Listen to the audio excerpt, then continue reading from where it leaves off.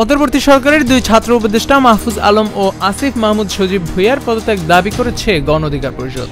আগামী 15 দিনের মধ্যে তারা পদত্যাগ না করলে গণ অভ্যুত্থানের সকল শক্তিকে নিয়ে কঠোর কর্মসূচির হুঁশিয়ারিও দিয়েছে দলটি। মঙ্গলবার 18 মার্চ দুপুরে রাজধানীর পুরানা পল্টনে দলের কেন্দ্রীয় কার্যালয়ে অনুষ্ঠিত জরুরি সংবাদ সম্মেলন থেকে দাবি তোলা হয়।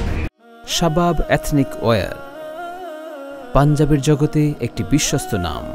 প্রয়োজনে দাবি আদায় প্রধান উপদেষ্টার কার্যালয় যমুনা ঘেরাও করা হবে বলেও হুঁশিয়ারি আসে।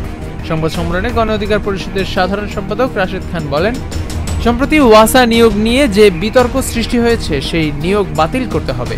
সরকারের বিভিন্ন দফতরে ছাত্র প্রতিনিধি হিসেবে যারা নিয়োগ পেয়েছেন তাদের নিয়োগ বাতিল করতে হবে। এদিকে জুলাই গণ অভ্যুত্থানে গণহত্যা চালানোর দায়ে আওয়ামী লীগকে নিষিদ্ধের দাবিও তুলেন রাশেদ খান। গণ অধিকার পরিষদের সহসভাপতি ফারুক হাসান বলেন, শিক্ষার্থীদের দল গঠনের মাধ্যমে ডক্টর মোহাম্মদ ইউনূসের সরকার নিরপেক্ষতা হারিয়েছে। ফলে ছাত্রদের মধ্য থেকে যারা উপদেষ্টা পরিষদে রয়েছেন তাদের পদত্যাগ করতে হবে।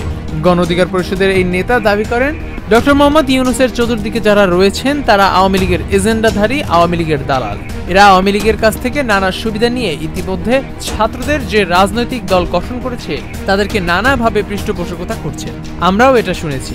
আওয়ামী লীগের বড় বড় ব্যবসায়ীদের কাছ থেকে মোটা অঙ্কের টাকা নিয়ে আসার জন্য এই সরকারের 2 থেকে 3 জন উপদেষ্টা অত্যন্ত ঘনিষ্ঠভাবে কাজ করছে। সেই উপদেষ্টা কারা আপনারা জানেন। সামাজিক যোগাযোগ মাধ্যমে তাদের নামগুলো উঠে আসছে। জুবায়ের চারির, HeavenTV.press।